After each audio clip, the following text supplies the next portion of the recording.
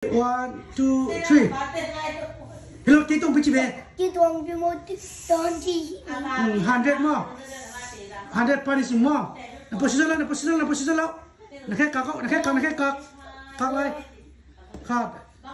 Ni, thum, li, nga, gục, sagi, ya, qua, som, le khát, le ni, le thum, le li, le nga, le gục, le sai, le giat, le qua, som ni khát, ni thum, ni li, ni nga, ni gục, ni sai, ni giat, ni qua, som thum.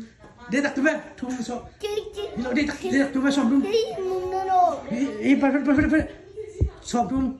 100 more 100 to som thum. Okay, can khol.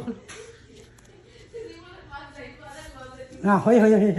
Pana là về som thum khát, thum ni, thum li, thum nga, thum gục, thum sai, thum giat, thum quá, som li kan khét các được, li khát, li ni, li thum, li nga, li gục, li sai. Tôi biết là hiền con về chuyện công tùng som li khát, li ni, li thum, li nga, li gục, li sai, li giat, li quá, som nga khát, nga ni, nga thum, nga li, nga gục, nga sai, nga giat, nga quá, som gục khát, gục ni, gục thum, gục li, gục nga, gục sai, gục giat, gục quá, sai khát.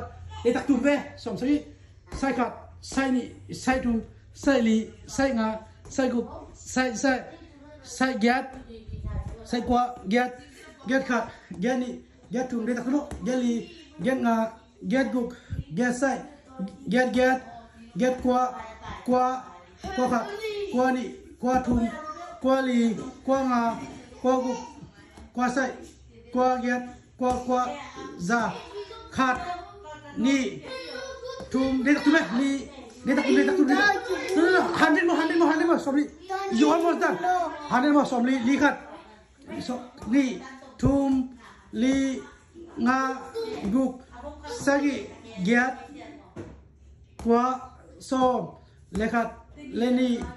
Dia tak le thum, le li, le nga, le guk, le sagi, le giat, le qua, som ni khat, ni thum, ni li, ni nga, ni gục, ni sai, ni giat, ni quá, som thum khát, som thum mấy bác sĩ nào, nạc tôi để nắng mặn vậy hi giờ, som thum khát, thum ni, thum li, thum nga, thum gục, thum sai, thum giat, thum quá, li khát, li ni, li thum đây thum li nga, li gục, nạc khát, li nga, li gục, li sai, li giat,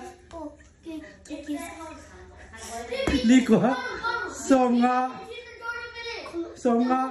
nga khát, nga ni, nga thum, nga li, nga gục, nga sai, nga giat, nga quá, som gục. Để tập trung lại, gục khát, gục ni, gục thum, gục li, gục nga, gục sai, gục giat, gục quá, sai khát, sai ni, sai thum, sai li. Để tập trung sai li, sai nga, sai gục, sai giat, sai quá, giat khát, giat ni. Để tập trung giat thum, giat li, giat nga, giat gục, giat sai, giat quá. Để tập trung quá khát, quá ni, quá thum, quá li, quá nga, quá gục, quá sai, quá giat, khabit, quá nga, quá gục. Nạc khét.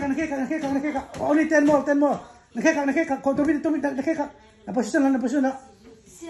Quá khát. Để tập trung. Quá ni, quá thum, quá li, quá nga, quá gục, quá sai, quá giat, quá za. Tôi để tập trung để tập. Nạc khét đâu mà. Terus về nga tôi chẳng làm ta nạc khét. Hai vị. Tôi là đi riêng rồi. Khát,